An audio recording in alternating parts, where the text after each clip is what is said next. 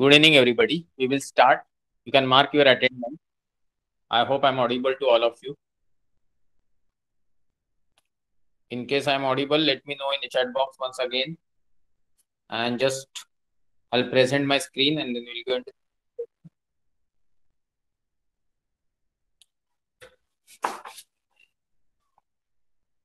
You're not telling me whether I'm audible or my presentation. I'm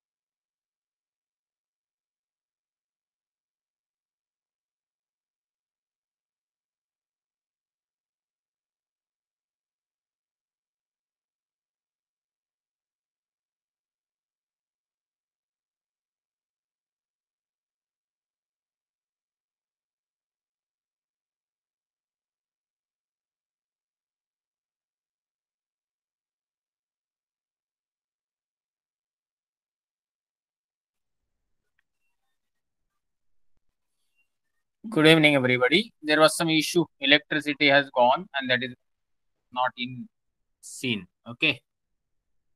I hope I'm audible. Just put in chat box. Yes. Okay.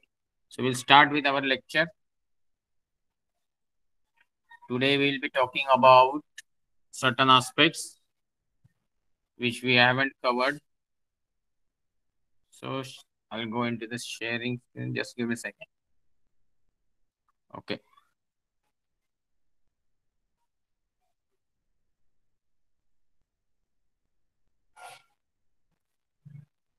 Let me know whether it's visible.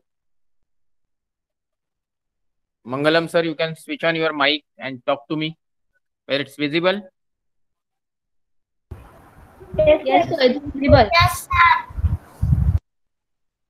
Okay. So this is our L7, that is lecture number 7. We will be talking about sky observation. We will be talking about some other aspects also. And this is our lecture number 7. These are the today's topics. Just go through it so that I will understand that you all are able to hear me. You are able to see the screen. So we will be covering Greek alphabets today. Some details regarding meteor shower. Then details of few constellations which we left last time, that is Andromeda. Then probably Pisces Astronus, Aquarius, details of few Messier objects in case it is possible, M31, M110, M32. Specific topic like Sun we tried to cover yesterday, last lecture, but we could not. So let's get into not to waste much time. Last time we were talking about this particular thing. I don't want to revise this because it will be unnecessarily waste of time. I hope you all study whatever I teach you in every lecture, then you go through that video which we are giving you, and then probably we are revising the details, because when we go for the MCQ, you will be able to answer the things properly, because that will appear in your certificate, as many of you are interested in that certification and the gradings and so many things. Now, these things we have covered. If in case you want to hear from me once again, we can just glance through, but I don't think it's important. It's already been covered. These are the questions which we covered last time. Okay. This is something I wanted to elaborate, because when we are going for the observational astronomy, you all know that we will be talking about some naming system, and that naming system will probably requiring Greek alphabets. So like in English, we have 26 alphabets. In Greek language, we have 24 alphabets. And I'll just read it out loudly for you. And one is alpha, then beta, gamma, delta, epsilon, zeta, eta, theta, iota, kappa, lambda, mu, nu, xi, omicron, phi, rho, pi, rho, sigma, tau, epsilon, phi, they call it psi, psi now, psi, actually P is silent, and then omega. Now, these particular things you will be requiring a lot, because immediately when we'll go to the next slide, probably you will understand that, not here, I'm talking about certain things like this. Last time we were talking about this particular constellation, and then you can very easily see that there is something Alpheraz. Okay, and Alpheraz, below that Alpheraz it is written alpha, then below Mirage it is written beta, then below Almag it is written gamma, and then you will find now all these alphabets here like epsilon, tau, mu, nu, phi, pi, delta, epsilon. So this is numbering or naming system for the constellation, and each star visible in that constellation, just to make you have that sequencing of stars as per their intensity. But now all these technical jargons, I will not go into the much details, because we'll come to this part later. Today, as I told you many times, that our methodology to cover the lecture is always to cover some general topic. So now going into the details of Greek alphabets is not much required. You can by heart them, you can try to remember them. It is as per your interest and sincerity. Now this is the second general topic which I am going to cover. And the second general topic, as you can very easily understand, is about meteor shower. So why I am going in this general topic, which is meteor shower? The only you have anything to say, na? You can put in chat box, because today I am using this particular questions can come in the chat box because I am using computer system also. So in case you have any doubts, I will try my best to answer that. Now meteor shower, you know what is it? Meteor means what? Meteorite means what? Meteorite means what? These three terms are having some different minor variation in meaning. जो तीन terms मैं इस्तेमाल कर रहा हूँ उसमें से जो मीटियोर होता है उसको तो आप सीधा पकड़ के चलिए शूटिंग स्टार, मतलब फिल्मों में वगैरह दिखाते हैं उस तरीके से आसमान में जब आपको कोई ऐसे जलती हुई चीज दिखती है और वो किसी देश ने छोड़ा हुआ मिसाइल वगैरह नहीं होता है, नॉर्मली सेलेस्टियल बॉडी आसमान में एटमॉस्फेरिक फ्रिक्शन के कारण जलती है, then it's called meteor. And वो मीटियोर जब जमीन पे आके टकराने के बाद भी अवशेष के फॉर्म में बचा रहता है तो इट बिकम्स मीटियोराइट। ओके, तो ये जो मीटियोर होते हैं वो काफी कॉस्टली होते हैं और सेलेस्टियल ऑब्जेक्ट्स हैं, इसलिए उनके ऊपर रिसर्च करने के लिए उस मटेरियल का बहुत महत्व होता है। And so they cost sometimes more than gold and platinum, and that is why there is few people who have chosen profession of meteor hunter। तो मीटियोर ढूंढते हैं वो और कुछ लोगों को मिलते भी है। तो एनीवेज उसमें आज जाएंगे नहीं, आज हम पढ़ेंगे एक इम्पोर्टेंट टॉपिक और वो है कि लियोनिड्स के लिए मैंने आपको आगाह किया। I told you that Leonids meteor shower 14 से 20 नवंबर के बीच होता है और उसका मैक्सिमा जो है 17 की रात को यानी 18 की सुबह आप देख सकते हो। अभी ये जो मीटियोर होते हैं ये मीटियोर बेसिकली डेब्रीज है किसी एस्ट्रॉयड के या किसी कॉमेट के, जो जब सूरज की तरफ खींच के आता है because of the gravitational influence, तो सूरज की चक्कर लगा के जब वापस जाता है तो वो जिस पॉइंट पे अर्थ की सूरज के परिक्रमा करने के पॉइंट में छेदता है ऑर्बिट को, वहां पे जब पृथ्वी आती है तो पृथ्वी ग्रेविटेशनल इन्फ्लुएंस से वो डेब्रीज खींच लेती है अपनी तरफ और एटमॉस्फेयर में आने के बाद फ्रिक्शन से वो डेब्रीज यानी remnants of the meteor asteroid और कॉमेट है वो जलने लगते हैं और हमको एक रोशनी की लकीर की तरह दिखते हैं जिसको हम मीटियोर या शूटिंग स्टार बोलते हैं। ऑब्वियसली जिस लोकेशन पे ये चीज हो रही है वहां पे जब पृथ्वी आती है तो वो दिखने की क्षमता बहुत बढ़ जाती है और उसे बोला जाता है मीटियोर शॉवर पीरियड। तो ये मीटियोर शॉवर पीरियड आप लोगों ने लियोनिड्स मिस किया होगा क्योंकि पिछले 2-4 हफ्ते से हम जुड़े हुए हैं। And then I am requesting you to see the sky, I am requesting you to point out and locate some celestial bodies so that at least your study will start. Sir, are the Geminid meteor going to be on 23rd December?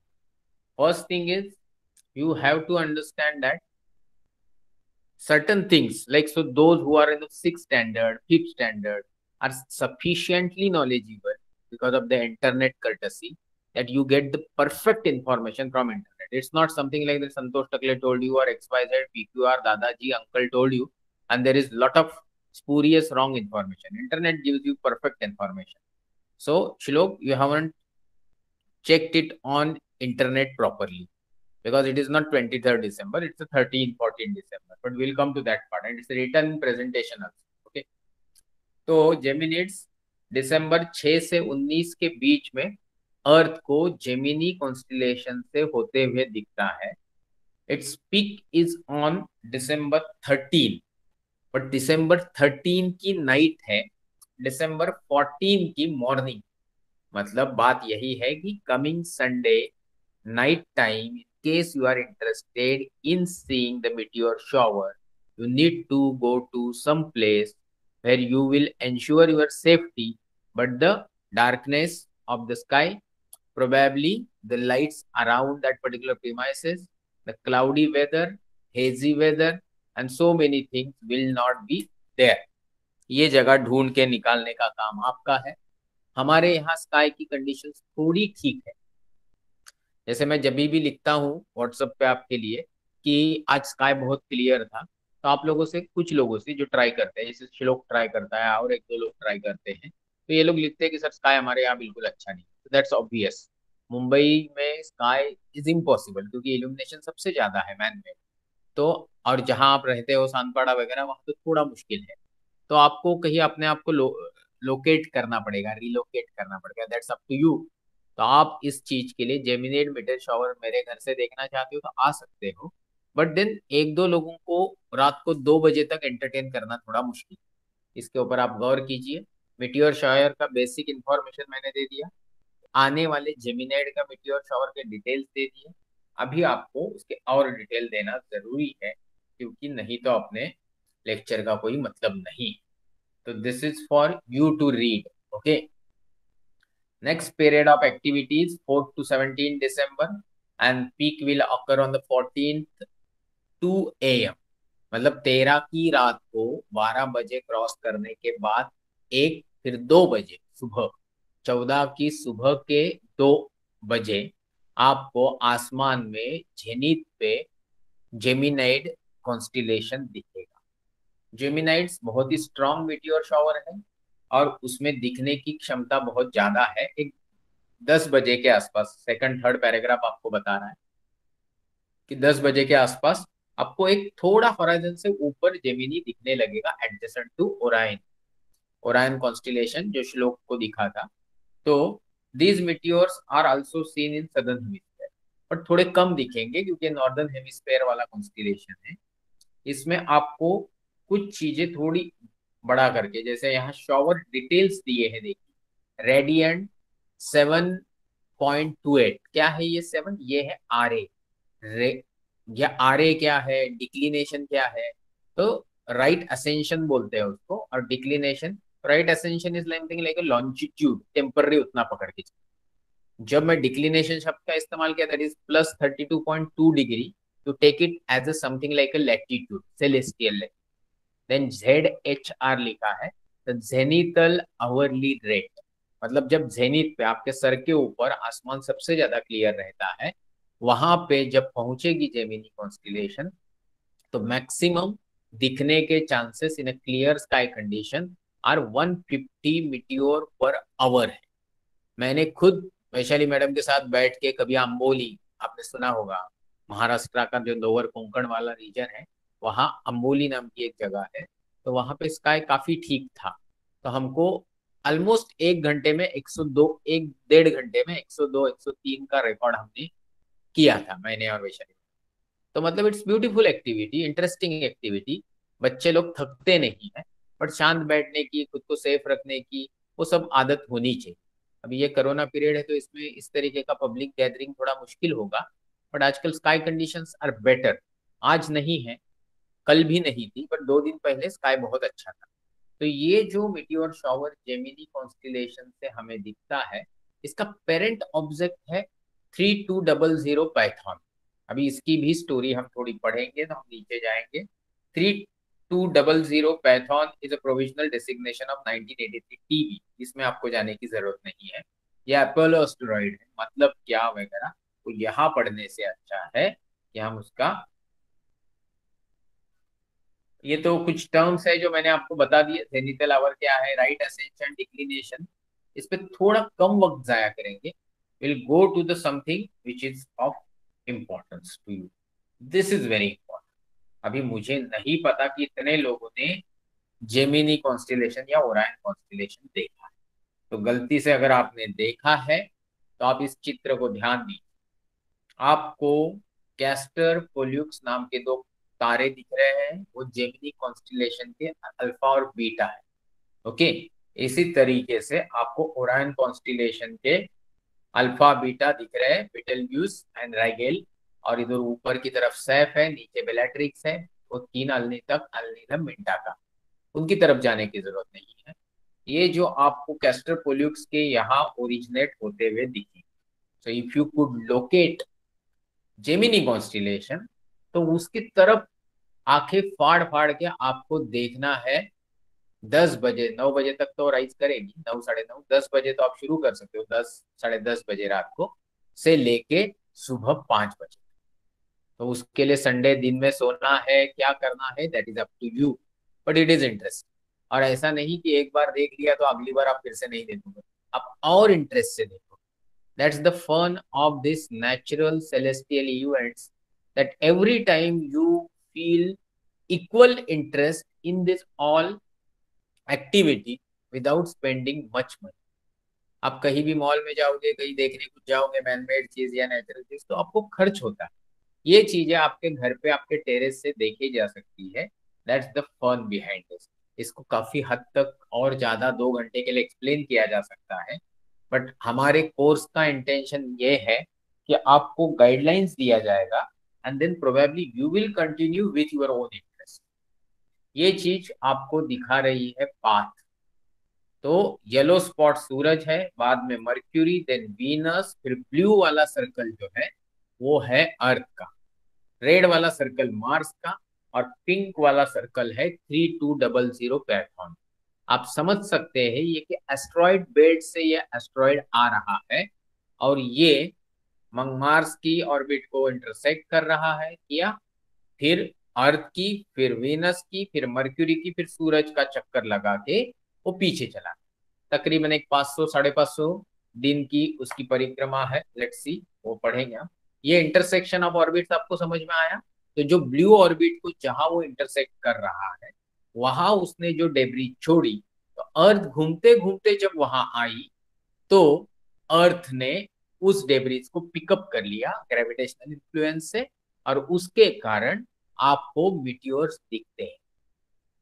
ऐसे कितने दिखते हैं, कितने हो सकते हैं, आंकड़ा सुन के आप पागल हो जाओगे।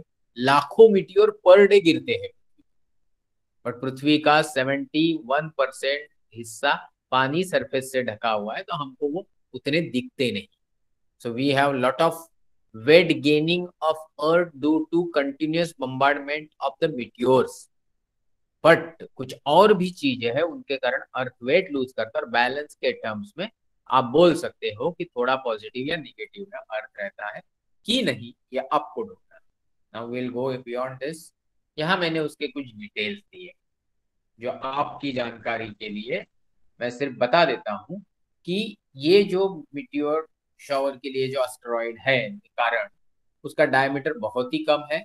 पेरेंट बॉडी जेमिनाइट शॉवर के फॉर्म में मिड दिसंबर में हमें शॉवर देती है। इसका एक छोटा सा हिस्सा है जो नीचे आपको पढ़ना चाहिए, and that is categorised as a, last paragraph you can read, is categorised as a potentially hazardous asteroid. Why? Not because it is near-term threat to Earth impact, but it's only because as a result of its size. उसकी size काफी बड़ी है, और उसकी absolute magnitude जो visibility है कि वो काफी कम है, और वो अर्थ के बहुत करीब आके जाता है, जैसे लास्ट में लिखा है 0.05 एस्ट्रोनॉमिकल यूनिट। अगर हम बोले कि ये कितना है, तो ऐसा आप पकड़ के चलिए कि ऊपर 0.14 भी लिखा है, तो मतलब तकरीबन 2 करोड़ किलोमीटर के आसपास से ये गुजरता है। तो ये काफी करीबी डिस्टेंस है as far as the passage of asteroid is concerned. So now we have talked about two general things. First general thing is about Greek alphabet, जो आपको अगर एस्ट्रोनॉमी में इंटरेस्ट है तो काफी याद रखने हैं, क्योंकि वो आपको काम आए। सेकंड जनरल टॉपिक भी टॉक, बिकॉज संडे आपको मिटियोर शावर देखना है, तो जेमिनाइट्स के बारे में जानकारी बटोरनी होगी। तो we just touched upon that particular topic, saying कि जेमिनाइट कैसे देखना है, और वो कहाँ से आता है, और कितना चांसेस है कि वो दिखेगा। स्लो मीडियम वेलोसिटी है मिटियोर्स का, तकरीबन एक 40-50 के हिसाब से। तो ये जो स्पीड है, इसमें काफी हद तक आपको विजिबिलिटी रहती है। थोड़े एक्सट्रीम फास्ट वगैरह जो रहते हैं, उनका प्रॉब्लम यही होता है 64, 65। किलोमीटर्स पर सेकंड वाले वो दिखते नहीं। तो यहाँ आपकी विजिबिलिटी अच्छी रहेगी। और एक कारण है, चंद्रमा उस दिन नहीं, आपको तकलीफ देने के लिए चंद्रमा रहेगा ही नहीं आसमान में, 1% प्रेजेंट है। तो आप काफी हद तक इससे बचे रहे। No I am taking So, या so what is this Python? जो भी ये बोला ना, वो कभी भी फिर से फोन पे बात करेगा तो I will remove you from class. जब रूल्स समझ में नहीं आते तो आप छोटे हो बड़े हो इसका कुछ नहीं हो सकता। यहाँ चैट बॉक्स चालू है, चैट बॉक्स में सवाल लिखने हैं, ये मैं बोल चुका हूँ। फिर भी अगर आप इस तरीके से बिहेव करेंगे तो मैं ज्यादा कुछ नहीं कर सकता। ओके, मैं इतना ही कर सकता हूँ कि अगली बार से आपका परमिशन डिनाई कर। ये रूल्स रेगुलेशंस है, वो पैदा होने से मरने तक फॉलो करने हैं तो करने हैं। इसके लिए कॉन्स्टिट्यूशन है, इसलिए कायदा कानून है। वो नहीं होता है, आपका क्यूरियोसिटी बहुत प्रचंड है, इसका मैं कुछ नहीं कर सकता। There is huge age difference between you and me. मैं इस तरीके से बात करूंगा आपको अच्छा भी नहीं लगेगा, बट वो अच्छा बनाने का कुछ मुझे रायता या पिकल नहीं डालना। So nobody ask me by putting on mic. Okay, चले आगे। आप लोगों को बुरा वगैरह बहुत जल्दी लगता है, तो इसका मैं ज्यादा कुछ नहीं कर सकता। You can just leave the class. जिनका पैसा वगैरह आया है अकाउंट में, you can ask me, I will return you. We were talking about this particular constellation. Okay, और जिनको बहुत सारे सवाल आते हैं ना, उनको एक समझ में आना चाहिए। आप ये भी पूछते हो कि स्काई चार्ट्स कहाँ से लूँ, कोई बोलेगा मुझे सर इसके बारे में बताओ, सर उसके बारे। तो इंटरनेट है ना, इंटरनेट पे सब कुछ है। ओके, आपका ये प्रॉब्लम है कि आपको कुछ भी आइडिया नहीं होता है, इसलिए जनरल टाइप के गाइडलाइन लेक्चर्स कर। ठीक है, क्योंकि बहुत सारे लोगों का पिछले जो 5 सेशन हुए वहां पे लोगों को बहुत प्रॉब्लम्स थे। जैसे कुछ लोगों ने बाद में मुझे बताया कि आपने जो यूनिवर्स का स्टोरी बताया उसमें आपने शिवाजी महाराज के ऊपर 1.5 मिनट बात किया। शिवाजी महाराज का और यूनिवर्स का क्या संबंध है? तो अभी शिवाजी महाराज का और यूनिवर्स का और इंसानी सभ्यता का और हिंदुस्तान का क्या संबंध है, ये बताने के लिए मुझे और 1.5 मिनट वेस्ट करूंगा तो शायद उनको, वो तो मेरे पे केस ठोक देंगे। तो मुझे ये सारी चीजें पसंद नहीं। जो मैं पढ़ा रहा हूँ वो नहीं अच्छा लगता, you have to just give me one WhatsApp. Okay, but follow the rules. This is Andromeda constellation जो हमारा रह गया है। अभी आपको नहीं दिख रहा है तो उसके लिए sorry. We will go to Andromeda constellation directly. ये एंड्रोमेडा कॉन्स्टिलेशन है, ऐसे मैंने आपको बोला था। और ये एंड्रोमेडा कॉन्स्टिलेशन में मैंने आपको बार बार रिक्वेस्ट किया कि काइंडली एटलीस्ट सी अल्माक, मिरैक एंड अल्फेराज, क्योंकि ये 3 स्टार ही प्रैक्टिकली अच्छे से विजिबल है। इसमें जो न्यू है, सॉरी, इसके बाद एक M31 भी विजिबल है। बट M31 को देखने की तकलीफ सिर्फ अविरत ने की, जबकि अविरत जी काफी उम्र में बड़े हैं, तकरीबन में भी around 24-25। But the interest is there, so उन्होंने काफी फोटो भी डाले। उस फोटो के ऊपर भी अपने ग्रुप में किसी ने कमेंट नहीं डाले कि भाई बहुत अच्छा काम किया, good work, not bad, thank you for inspiring, nothing. लोग, आप ये सोच रहे हैं कि आपने पैसे दे दिए या आपने कोर्स में एनरोल कर लिया या मैंने छोटे बच्चों को फ्री ऑफ कॉस्ट कर दिया तो चलो पैसे भी बच गए, अभी हमको सब नॉलेज मिल जाएगा। ऐसे नॉलेज मिलना होता तो कब से गूगल पे सारी जानकारी है, जब से गूगल आया तब से इस पे जानकारी। तो आपका जो अलसी अप्रोच है ना, उससे आप थोड़ा जल्द से जल्द बाहर आएंगे तो क्लास कंडक्ट करने में भी थोड़ा मजा आए। So Almag, Merak, and Al-Firaz, these stars are prominently visible, and as I said, intensity-wise, normally they are categorized starting from the first alphabet in the Greek. So Alpha, Beta, Gamma. तो अल्फेराज, मेराक and Alma. अभी आप बोलेंगे कि sir ये 3-4 बार सुनने इसका करेगा, करना कुछ नहीं है।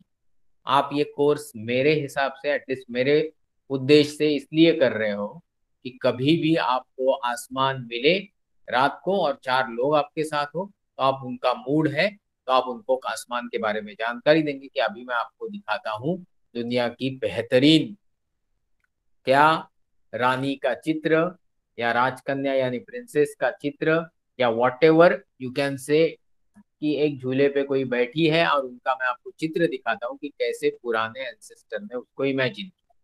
And that is basically Andromeda constellation.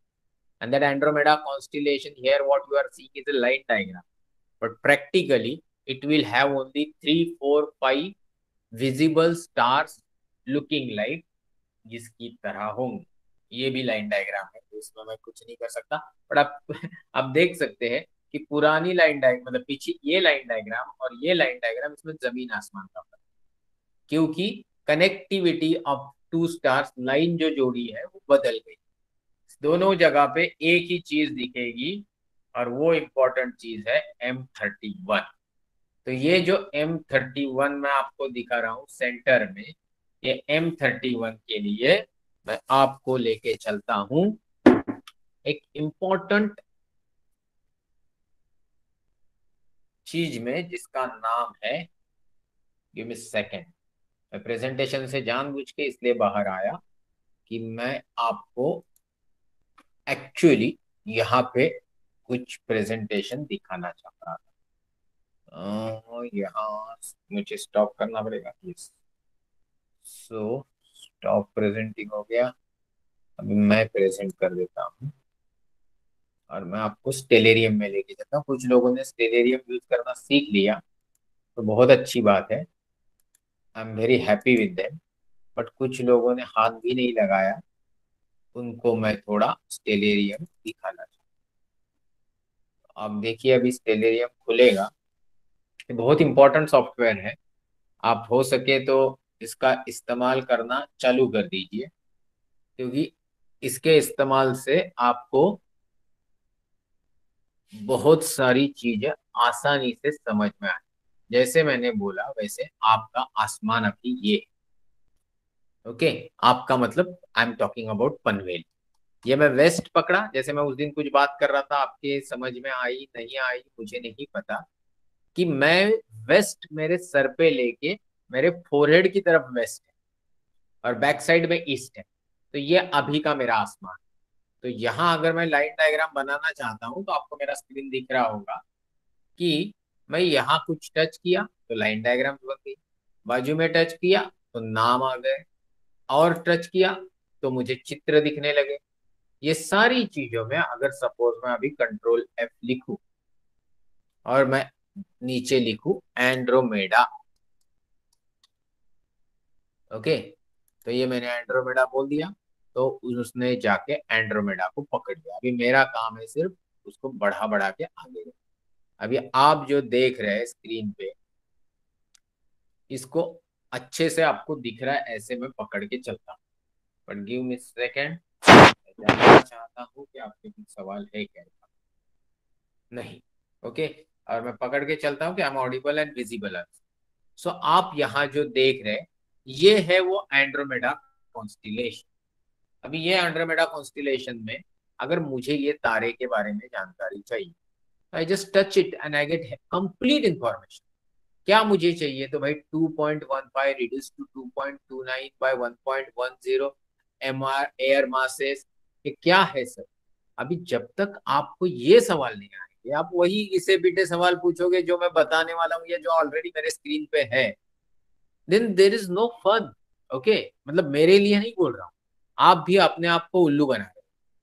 आप कुछ मैंने जो दिया वो पढ़ नहीं रहे हो। कितने लोगों ने जो मैं लेक्चर लिए पहले 5, उसको 10 बार सुना। अभी ऐसा नहीं है कि मुझे बहुत मजा आएगा आप 10 बार उसको यूट्यूब पे सुनोगे, बट आपका नॉलेज बढ़ेगा, क्योंकि मेरे घर पे जो 10-15 किताबें हैं एस्ट्रोनॉमी की, वो मैं कम से कम 10 बार हर किताब में पढ़ चुका हूँ। तो अभी जो मैं बोलता हूँ उसमें पर्टिकुलरली प्रिसीजन रहती है, एक्यूरेसी रहती है। Now, when you are seeing here this particular hallmark, you are able to see the magnitude which is written here, and that magnitude. 1 minute, give me a second. मेरा screen visible नहीं है क्या?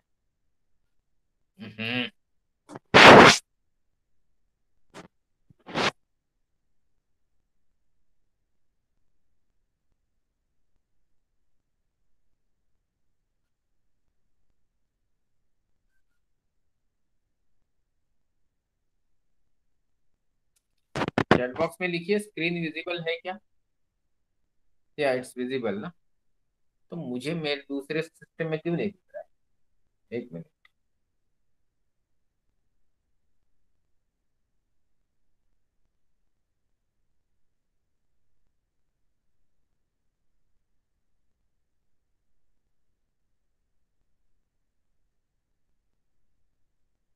ठीक है, आप बोल रहे विजिबल है तो विजिबल है या। So let's get into in this you can see here very important thing that this is Pegasus. ये जो आप देख रहे हैं ये पेगासिस, और ये पेगासिस जो आप देख रहे हैं उसी में एंड्रोमेडा कॉन्स्टेलेशन जाता है। अभी जब मैंने आपको बोला था कि आपको M31 देखनी है, तो आप देखिए मैं कैसे करीब आ रहा हूँ, करीब आके मैं आपको कुछ दिखाना चाह रहा हूँ, और आपने देखा होगा कि यहाँ पे आपको M31 दिख रहा है। ये देखिए, अभी ये जो M31 है इसमें आपको ये दिख रहा है, दैट इज M32। ये जो दिख रहा है ये M110। तो ये सिर्फ इतनी सी पॉइंटिंग आउट करने से नहीं चलेगा, जब तक आसमान में आप देखोगे नहीं ये चीज को, आपको फील नहीं आए।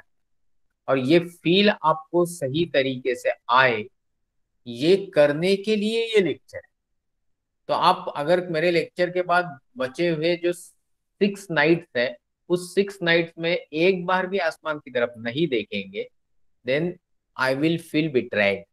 मुझे खुद को ऐसे लगेगा कि आप अपने आप को नहीं, मुझे भी उल्लू बना रहे हो, and you are wasting hard earn money by your parents, grandparents, whatever it is.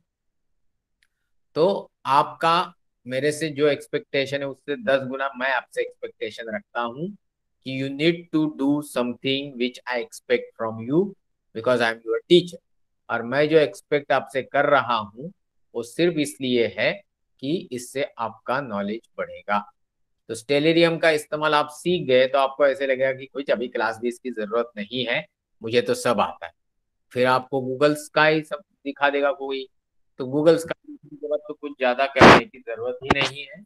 आप सीधा आसमान के जिस भी हिस्से में आपका मोबाइल पॉइंट करोगे, वहां के सारे कॉन्स्टिलेशन स्टार्स आपको समझ में आने लगेंगे, आइडेंटिफाई होने लगेंगे। But then last time I asked you about something, and that something was basically कि मैं आपको पूछ रहा था कि हमको जाना कैसे। I tried to explain you certain things which are towards west, but जब मैंने देखा कि हम बहुत स्लो चल रहे हैं, तो ये एंड्रोमेडा खत्म होने के बाद अभी हम चलेंगे कुछ और चीज के लिए। बट उसके पहले मैं स्टॉप शेयरिंग करता हूं, क्योंकि आपको मैंने थोड़ा एक give me second, yes,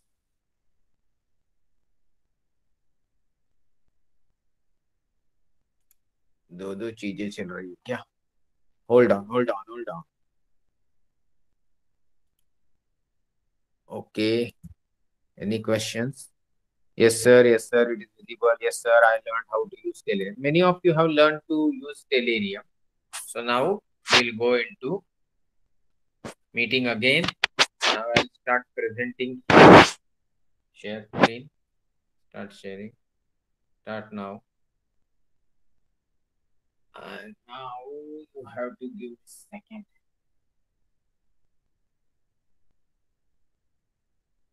I'll go to the PDF.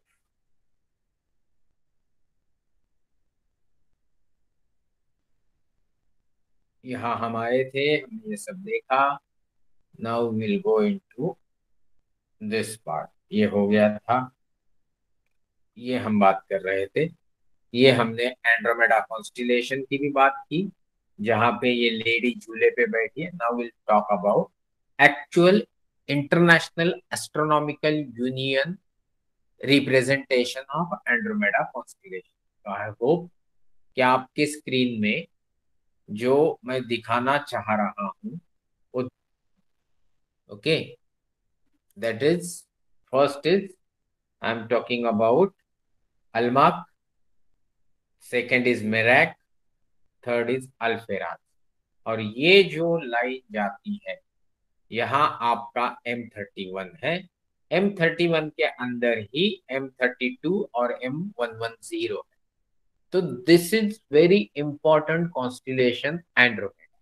If you have understood this well, then ये आसमान में आप देखेंगे। इसके बाद हम एंड्रोमेडा पे बहुत ज्यादा बात नहीं करेंगे, बट आज हम थोड़ी बात एंड्रोमेडा के डिटेलिंग पे करेंगे। तो एंड्रोमेडा के डिटेलिंग पे जो बात होनी है वो इतना ही पकड़िए कि every constellation has got multiple stories in every civilisation. Mayan civilisation हो सकती है, बेबीलोन हो सकती है, अरब संस्कृतियां है, चाइनीज सिविलाइजेशन है, इंडिया में जो हिंदू संस्कृति है, फिर बाद में जो लोग इन्वेड किए उन्होंने जो देखा उसका जो इंटरमिक्स वर्जन है। ओके, तो ये जो मयान से लेके इसे हर चीज में कहीं ना कहीं लोगों ने आसमान की तरफ देखा और उन्होंने अपनी स्टोरीज बनाई। तो major predominant stories are from the areas of the experts जिन्होंने दुनिया को कॉन्कर करने की कोशिश की, जैसे ग्रीक्स। तो ग्रीक की जो स्टोरीज है उसमें उन्होंने बहुत सारी स्टोरीज में उनका जो गॉड है, ओके, वो मतलब हर चीज उनकी घूम फिर के, हेलियोस मतलब सन के आसपास घूमती है, फिर जेउस मतलब हमारे तरफ की बात करें तो इंद्र जो देवों का राजा है उसके आसपास घूमती है। फिर कुछ लोगों ने गलत काम किए, कुछ राजा प्राउडी हो गए थे। तो यहाँ पे जो एंड्रोमेडा है, it's basically story of chain lady. ये चैन लेडी कौन है? तो ये एक प्रिंसेस है जिनको समुन्दर से निकल के आने वाले किसी भयंकर प्राणी के प्रे के फॉर्म में किसी पत्थर को किनारे पे बांध के रखा। तो ये भाई प्रिंसेस को तकलीफ क्यों दे रहे इतना? प्रिंसेस की तो कुछ गलती होनी चाहिए, तो प्रिंसेस की गलती नहीं है, गलती है उसके मम्मी की, जिसका नाम है कैसियोपिया। तो कैसियोपिया बहुत ही खूबसूरत रानी थी, और उनको इतना गर्व हो गया कि उन्होंने सबका अपमान करना शुरू कर दिया। साथ ही में उन्होंने समंदर के अंदर जो वो कुछ देव रहते थे उनका भी अपमान कर दिया। फिर इसकी सजा के तौर पे सब लोगों ने मिलकर जब उनको तकलीफ देने की सोची, तो उस सोच का नतीजा ये था कि उनको अपनी बेटी को समुन्दर का जो महाभयंकर श्वापद, श्वापद मतलब भयंकर जीव है, सेटस जिसका नाम, ओके, अब इस सेटस की बात करें, ड्रैको की बात करें, ओके, हाइड्रा की बात करें, ये आसमान में इंसान ने आइडेंटिफाई, कैटेगराइज या डेसिग्नेटेड कुछ महाभयंकर सांप या श्वापद, जैसे मराठी में ये शब्द इस्तेमाल होता है, तो इस तरीके के जीव है। तो ये जो सेटस नाम का मतलब तिमिंगल, मतलब जैसे वो समुद्र में दिखाते हैं ना पुराने कोई माइथोलॉजिकल स्टोरीज में वगैरह, वो जीव है जो एंड्रोमेडा को पकड़ के खाने वाला। बट खाने के पहले तो राजकुमार आएगा ही, बचाएगा ही, तो उनकी भी अपनी स्टोरीज है। तो ये इस तरीके से स्टोरीज चलती है about the mythology in Greek mythology. But अगर हम टेक्निकल टर्म्स में इसकी बात करें तो ये इतना प्रोमिनेंट कॉन्स्टिलेशन है, ये बहुत पहले से विजिबल है। तो Andromeda is one of the 48 constellation listed by 2nd century Greco Roman astronomer Ptolemy. Ptolemy ji का बहुत ज्यादा योगदान रहा है एस्ट्रोनॉमी, स्पेशली ऑब्जर्वेशनल एस्ट्रोनॉमी में। विजिबल नेकेड आई से जो विजिबल थे उन कॉन्स्टिलेशन को आइडेंटिफाई करते, बट तब अब आज की तरह 88 कॉन्स्टिलेशन नहीं थी, तभी 48 कॉन्स्टिलेशन। उसी आसपास आगे पीछे हिप्पार्कस थे, उसके पहले भी कुछ आइडेंटिफाई हुए थे। तो ये सारा जो ज्ञान, नॉलेज डोमेन, ओके, ज्ञान की धरोहर एग्जिस्ट करता था, that all things were in between vanished, किसी ने जला दिया, किसी ने कुछ कर लिया, बट जो बचा कुचा रहा उसमें टॉलेमी जी का नाम रहा, because he has done major contribution to this particular identification of the constellation. 88 modern constellation जो IUA, international astronomical union, IAU ने जो आइडेंटिफाई किए 88, उसमें भी इस चीज को आइडेंटिफाई किया गया है जिसका नाम है एंड्रोमेडा कॉन्स्टिलेशन। अभी Andromeda constellation, daughter of Cassiopeia in Greek mythology, who has changed to the rock to be eaten by the sea monster Cetus. Andromeda is the most prominent during the autumn, मतलब ठंडी के दरमियान वो zenith पे रहती है। जब आप शाम को खाना पीना खा के 9 साढ़े 9 बजे पहुंचते हो तो it's around just passing the zenith, okay, तो बहुत ही प्रोमिनेंटली दिखती है। नॉर्दर्न हेमिस्फीयर की कॉन्स्टिलेशन है, तो हम जो नॉर्दर्न हेमिस्फीयर में रहने वाले लोग हैं, हमारे लिए तो इट्स लाइक फिस्ट दिखती ही है। अभी इसके बारे में और भी बहुत सारी चीजें यहाँ लिखी है, ये वीडियो आपके पास रहेगा तो तभी आप इसको पढ़ सकते हैं। Brightest star is alpha Andromeda and that is Alpheratz, और अल्फेराज के अलावा बाकी चीजें हैं जो हमें इसमें दिखती है, वो चीजों के बारे में विस्तार से यानी डिटेल में हम पढ़ेंगे Now, in Chinese astronomy, stars make up Andromeda were members of 4 different constellations. Chinese detailing के हिसाब से Andromeda constellation is of actually made of 4 constellation. तो ये अपने अपने तरीके से लोकल चीजें ग्लोबल हो नहीं सकती, इसलिए इंटरनेशनल एस्ट्रोनॉमिकल यूनियन ने इंटरवेंशन करके कॉमन चीज बनाई है। Those are now identified 88 constellation. आपको मालूम नहीं होगा, बट यहाँ लास्ट में एक टर्म लिखी गई है, इसको मैं आपके लिए सर्कल कर देता हूं, एंड्रोमेडिड्स। या एंड्रोमेडिड्स भी एक मीटियोर शॉवर जो पिछले महीने था, बट हम उन्हीं मीटियोर शॉवर्स की बात करेंगे और याद रखेंगे। तकरीबन एक 10-12 है जो प्रोमिनेंट है, जैसे लियोनिड्स है, क्वाड्रेंटिडीज है, ओरियनिड्स है, जेमिनिड्स है, लियोनिड्स है, तो ये एक्वेरियड्स है। तो ये सारी चीजें आपको एक महीना 1.5 महीने में एक मौका देंगी कि आप सेलेस्टियल दिवाली, मतलब आसमान से होने वाली टूटते तारों की या मीटियोर शॉवर की दिवाली आप देख पाए। तो आप उसको देख लीजिए। सॉरी, मेरे से गलती हो गई। या so now we go to the very important part, that list of stars in Andromeda. अब जब भी किसी को ये कॉन्स्टिलेशन एक्सप्लेन करने जाएंगे, then you will tell certain things which are of interest. लोगों का इंटरेस्ट होता है, आप 3-4 तारे बताएंगे, 1-2 स्टोरीज बताएंगे, कुछ हिंदू संस्कृति वाली, कुछ फॉरेन वाली, कुछ आपने इंटरनेट से स्पेशली डाउनलोड की वो वाली।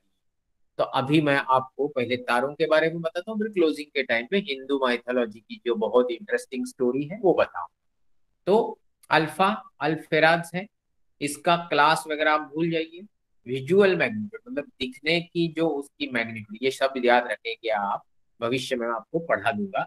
एक्सट्रीम छोटे बच्चे हैं, उनको सिर्फ एक बैकग्राउंड नॉलेज की तरह इसको सुनना है, बड़े लोगों को इसको ठीक से याद रखना है, अगर आपका इस तरीके का इंटरेस्ट टेक्निकली वैलिड रखना है तो 2.1 है ल्यूमिनोसिटी, सम अराउंड एक 96 लुमेन ऑफ द सन है, उसमें जाएंगे नहीं। जरूरी है कि वो 97 light year from the earth. अभी सबसे करीबी तारा हमारा सूरज जो है, वो अपने से सिर्फ और सिर्फ 500 लाइट सेकंड की दूरी पे। मतलब क्या, ये आप खुद ही समझ लीजिए। सूरज 500 लाइट सेकंड की दूरी पे है, चंद्रमा तकरीबन 1.1 लाइट सेकंड की दूरी पे है, पहला तारा अपने से जो प्रोक्सिमा सेंटोरी बोलते हो 4.25 लाइट ईयर्स की दूरी पे है, और ये जनाब जो अल्फेराज है वो तकरीबन 97 लाइट ईयर्स की दूरी। अभी आप समझ सकते हैं कि अल्फेराज कितना दूर। दूसरा मिराक है, उसकी मैग्नीट्यूड 2.06 है। तो 2.1 ब्राइट है कि 2.06 ब्राइट है? ऑब्वियसली 2.06 ब्राइट है। फिर आप बोलेंगे कि आपने तो थोड़ी देर पहले सिखाया कि alpha is brighter and beta is less brighter. तो ये सब जो अकड़म तिकड़म है, ये मुझे भी ज्यादा समझ में नहीं आता है, क्योंकि मैं भी इस फील्ड का बहुत ही मास्टर नहीं हूँ। मेरा भी एक जनरल नॉलेज के तौर पे और इंटरेस्ट के तौर पे मैं इसमें आया हूँ। तो जस्ट इतना ही कि ये जो माइनर वेरिएशंस है, जो इनिशियल ऑब्जर्वेशन हुए जब अल्फा बीटा डिजिग्नेशन उनके साथ जोड़े गए, तब के और अब के इंटेंसिटी ऑब्जर्वेशन के टेक्निक्स और उसकी प्रिसीजन और एक्यूरेसी के चलते ये वेरिएशन आए। हम अगर आगे जाएंगे तो gamma, it is also approximately, sorry कम मोटे। तो ये जो अभी आप देख रहे हैं अल्माक जो है, it is also overall magnitude 2.1। और ये जो सारी चीजें मैं आपको बता रहा हूँ, इनके कुछ के डिस्टेंसेस भी दिए हैं, तो वो डिस्टेंसेस वगैरह आपको याद रखने हैं। जैसे बीटा जो है 198 लाइट ईयर्स पे है। ओके, नाउ डेल्टा एंड बाकी सब चीजों में हम जाएंगे नहीं। Will go to the something which is of very important, ये फिर से क्या है? ओके, ये हमने देखा कि M31 के बारे में 1923 research on galaxies using 100-inch Hooker telescope at Mount Wilson Observatory in California। तो मतलब गलती से घूमने फिरने कैलिफोर्निया जाते हो, तो अब ये सारे टेलीस्कोप आपको देखने हैं। पूना जाते हो तो पूना से आगे खोदाद में GMRT है, वहां विजिट करनी है। गलती से औरंगाबाद जाते हो तो औरंगाबाद से एक 100 किलोमीटर की दूरी पे लोनार लेक है, वो विजिट करना है। ये सारा आपका नॉलेज डोमेन बढ़ेगा, तभी तो बढ़ेगा इंडिया। ओके, तो पढ़ेगा तभी तो बढ़ेगा इंडिया। तो ये पढ़वाने का काम मैं करवा रहा हूँ। हमने M31 के बारे में काफी जानकारी ली है, M32 के बारे में यहाँ थोड़ी बहुत जानकारी लिखी है। वो ज्यादा इम्पोर्टेंट नहीं है, क्योंकि ये उसकी एक्चुअली सब गैलेक्सीज है जो उसके अराउंड, बट इतनी कम नहीं है। There are multiple galaxies which are around this particular main galaxy M31 Andromeda. और M31 ने बहुत सारे आपके जो गलत फहमियां थी वो दूर की है, जब उसके एक्चुअल ऑब्जर्वेशन हुए, and that too by the Hubble space telescope जो 1990s में वगैरह आसमान में छोड़ा। Andromeda galaxy has total 15 satellite galaxies, including M32, M110.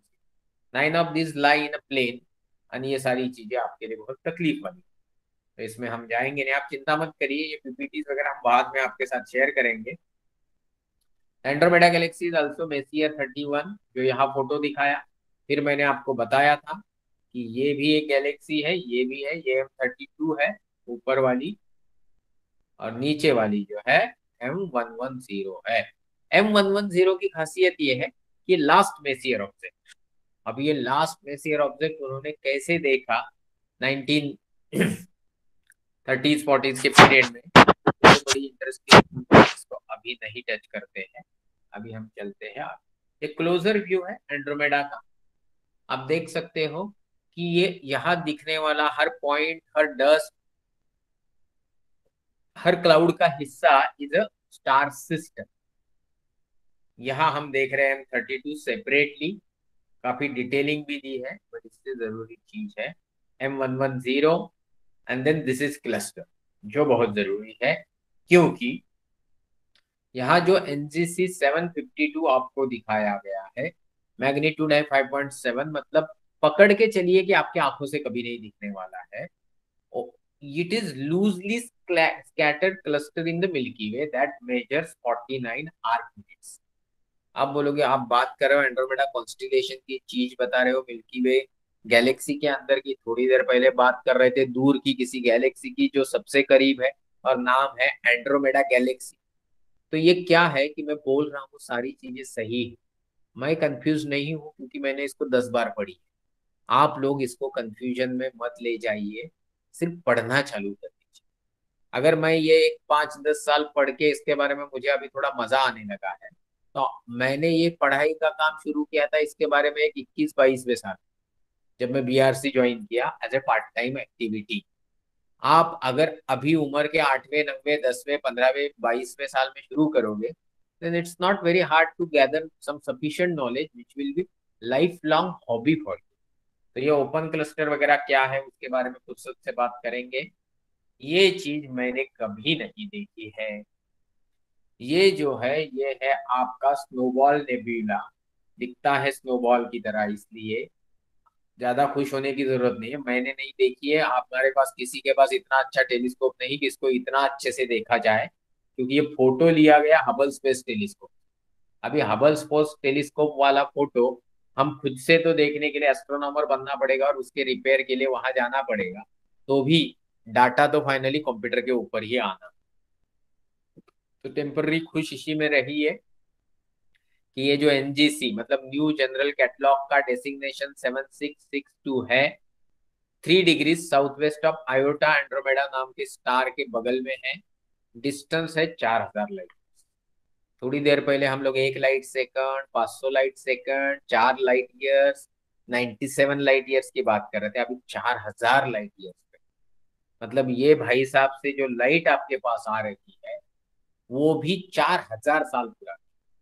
आपको ज्यादा टेंशन लेने की जरूरत नहीं, क्योंकि एंड्रोमेडा गैलेक्सी से जो जो आ रही है वो तकरीबन 22 या 25 लाख साल पुरानी है। और वो आज रात मैंने आसमान देखा है, आज रात आसमान बिल्कुल ठीक नहीं है। इसकी ओवरऑल मैग्नीट्यूड है 9.2, मतलब absolutely not visible by your telescope and my telescope. तो देख लेते हैं, कभी फुर्सत में आप में से कोई बड़ा टेलीस्कोप खरीदेगा तो मुझे भी दिखा देना भाई, ये प्रैक्टिकल। तो आज के लिए हमने सिर्फ एंड्रोमेडा कॉन्स्टेलेशन कवर अप किया और यहाँ हम रुकते हैं। नाउ अभी हम लोग आपके सवालों के जवाब देते हैं। किसी ने माइक ऑन करके जो सवाल पूछा था उनको लगा ही नहीं कि उनको मुझे इधर चैट बॉक्स में सवाल पूछना चाहिए। ये जो आदत है ना, ये मैं समझ नहीं पाता। ओके, तो आप नहीं पूछेंगे, मैं नहीं बताऊंगा। Now there is one important question from the Shlok. Shlok आप लिखेंगे, आप कौन से स्टैंडर्ड में है? Shlok, in which class you are? Write down in chat box. थोड़ा रिस्पॉन्स तो वैसे ही स्लो आता है। 6th, तो थोड़ा डिफिकल्ट है आपके लिए, फिर भी बता देता हूँ। सर्कल जो है जिसको हम बोलते हैं 360 डिग्री है। ओके, एक राइट एंगल ट्रायंगल में, सॉरी, एक राइट एंगल 90 डिग्री होता है। तो वैसे ही ये जो आसमान है इसको हम लोग हमेशा डिग्रीज में, फिर डिग्रीज के छोटे हिस्से करते हैं तो हम उसको बोलते हैं मिनट्स, और मिनट्स के छोटे हिस्से करते हैं तो सेकेंड्स होते हैं। अभी जब हम आवर क्लॉक की बात कर रहे हैं तो भाई डिग्री मतलब एक सर्कल, तो भाई अगर वो 360 डिग्री है तो एक डिग्री 60 मिनट है। ओके, और उसका छोटा हिस्सा है सेकेंड्स, जो 60 सेकेंड्स मतलब एक मिनट है।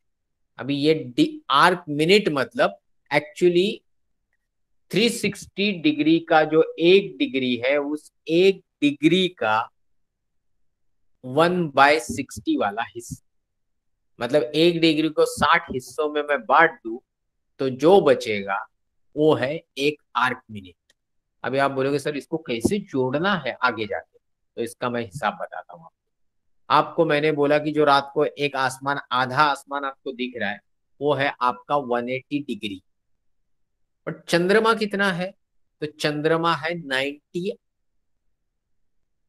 Arc minutes. 90 है 30, I don't know, I think half degree है शायद, हाँ हाफ डिग्री।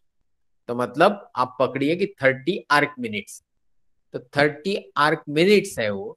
तो मतलब आपके आधे आसमान में 360 चंद्रमा बैठ। अभी ये मालूम नहीं एग्जैक्ट वैल्यूज में बोल रहा हूँ क्योंकि मैंने भी उसको क्रॉस चेक नहीं किया और अभी मेरे पास समय नहीं हुआ इमीडिएट। तो आप समझ सकते हैं कि इस तरीके से डिस्ट्रीब्यूशन। तो आज की डेट पे आपको ये थोड़ा समझना मुश्किल है क्योंकि ये सारा डिग्री वाला, डिग्री से आर्क मिनट, आर्क मिनट से आर्क सेकेंड, और फिर हम लोग पैरलेक्स पढ़ेंगे, फिर आर्क सेकेंड पढ़ेंगे, पारसेक पढ़ेंगे। ये सब बड़े बच्चों के लिए, आपके सिर्फ सर के ऊपर से जाएगा। आपको इसमें श्लोक और students who are around 7th 8th standard, around 9th standard, आपको एक ही चीज में इंटरेस्ट लेना है। जब मैं कॉन्स्टिलेशन एक्सप्लेन करता हूँ तो आपको वो अच्छे से याद रखने हैं। फिर एक होमवर्क के तौर पे मैंने जो कॉन्स्टिलेशन कवर किया उसका सारा स्टोरीज इंटरनेट से डाउनलोड करके उसको अच्छे से एक वर्ड में डाल के, फिर उस चित्र डाल के, उस रिपोर्ट को पीडीएफ कन्वर्ट करके आपको मेरे को ईमेल करना है या आपके पास उस रिकॉर्ड को बनाए रखना है। भविष्य में ये आपके लिए नोट्स रहेंगे 88 कॉन्स्टिलेशन के, वह 110 मेसियर ऑब्जेक्ट्स के।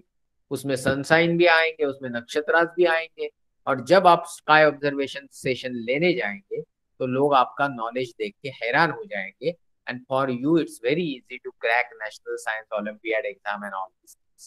भविष्य में कहीं और भी जाएंगे और कभी आपके टॉपिक के ऊपर बात होगी। मुझे मालूम है एमपीएससी के लिए मेरे पहचान के एक इंस्पेक्टर है अभी, जिनसे मेरा बहुत अच्छा संबंध है क्योंकि he is very clean, corrupt free inspector. तो उन्होंने मेरा जब सेशन अरेंज किया था तो रात को जब हम आपस में बैठ के गप मार रहे थे तो उन्होंने बोला कि सर मैं एमपीएससी के इंटरव्यू तक पहुंचा था। तो बोला हुए नहीं फिर डीवाईएसपी वगैरह? तो बोले कि नहीं, मुझे उन्होंने एक सवाल पूछा गया कि आपका इंटरेस्ट क्या है, हॉबी क्या है? तो मैंने बोला कि नहीं यही स्काई ऑब्जर्वेशन वगैरह मुझे बहुत पसंद है। तो नेक्स्ट सवाल था क्या आपके घर पे टेलीस्कोप है? तो बोला नहीं। फिर उन्होंने बोला क्या आपको आसमान के कॉन्स्टिलेशन की अच्छे से जानकारी है? तो इनको इतनी जानकारी नहीं थी। तो that was one negative point कि सर मैं वहां पे बिल्कुल ही फेल हो गया, मैं जवाब नहीं दे पाया। एग्जाम थी एमपीएससी की, प्रीलिम्स के बाद मेंस, मेंस के बाद इंटरव्यू, और उस इंटरव्यू में वो सर फेल हुए जो इतने साफ सुथरे और क्लीन है कि ऐसे पुलिस ऑफिसर्स की जरूरत है। बट फिर भी जो हॉबी है उसके बारे में अच्छा नॉलेज न रखने के कारण उनका कहीं ना कहीं कॉन्फिडेंस कम हुआ क्योंकि इंटरव्यू के दरमियान वो सही ढंग से उसको जवाब नहीं देगा। तो इसलिए जो भी आप बोलते हो कि नहीं मुझे एस्ट्रोनॉमी बहुत पसंद है, कल ही एक करियर गाइडेंस के लिए फोन आया था, बोल रहा है कि मेरे बच्चे को एरोस्पेस इंजीनियरिंग में जाना है और उसका बड़ा इंटरेस्ट है ये स्टार्स भी में। बोला एरोस्पेस इंजीनियरिंग स्टार्स प्लैनेट्स का क्या संबंध? तो बच्चे को मैंने पूछा तो बच्चे ने भी जवाब। तो अभी आप सोचिए एरोस्पेस इंजीनियरिंग, मैकेनिकल इंजीनियरिंग और ये सब चीज का क्या संबंध? तो आप अपना इंटरेस्ट जो है वो इन्फेचुएशन बेस्ट मत रखिए, उसमें कुछ मेहनत करना चालू कर दीजिए। मम्मी डैडी में क्लास में डाल दिया तो कोई टेंशन मत लीजिए, मम्मी डैडी को बोल दीजिए मुझे नहीं करना, तो आपने गलती से पैसे दे भी दिए हैं तो आपके वो पैसे लौटाए गए। टेंशन बिल्कुल लेना नहीं है और किसी को देना भी नहीं। बट 9:25 का क्लास है तो 9:30 बजे तक एंट्री अलाउड है, वो भी इसलिए कि आज मेरा इलेक्ट्रिसिटी का प्रॉब्लम था।